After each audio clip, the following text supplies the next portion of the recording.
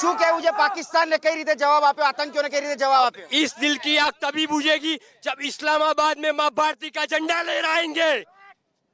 કેવું કેવું છે આજે આજે જે હુમલો થયો છે, વાયુસેનાએ જે રીતે આતંકી કેમ્પો ઉપર હુમલા કર્યા છે, શું કેવું છે? આવા 3-4 હુમલા હજી બીજા કરવા જોઈએ ને પાકિસ્તાનનો નાશ કરી દેવો જોઈએ। તમે શું કહેશો?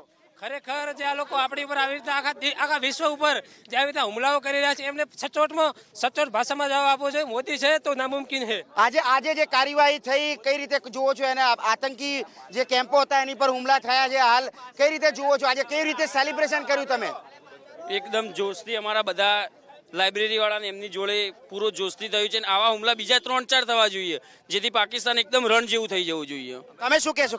હું તો કહું છું કે પાકિસ્તાનની આ આદત છે અને એ આદતને હંમેશા એ ભૂલી જાય એવી રીતના સબક શીખવાડવું જોઈએ। મોદી સાહેબે જે પણ કંઈ કર્યું આ સર્જિકલ સ્ટ્રાઇક કરી એનાથી પૂરો દેશ ખુશ છે અને હજી પણ આવા 3-4 થવા જોઈએ જેથી કરીને આવનારા 50 વર્ષ સુધી પાકિસ્તાન ભૂલી જાય કે ભારત સામે આંખ ઊંચી કરી।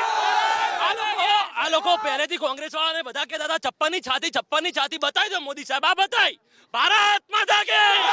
તો જે રીતે જણાવવામાં આવે એ પ્રમાણે આતંકીઓની કેમ્પ ઉપર હુમલા કર્યા છે। અત્યારે હાલ રાજ્યનો જોશ જે છે હાઈ પર છે। અત્યારે ગાંધીનગરના યુવાનોનો જોશ અત્યારે હાઈ પર છે અને આ આતંકી કેમ્પો ઉપરના હુમલાને વ્યાજબી ઠેરવી રહ્યા છે અને વધુ કડક પગલાં ભરવાની માંગ કરવામાં આવી રહી છે। કેમેરામેન નિલેશ ઓગરા સાથે કલ્પેશ રાવલ, ABP અસ્મિતા।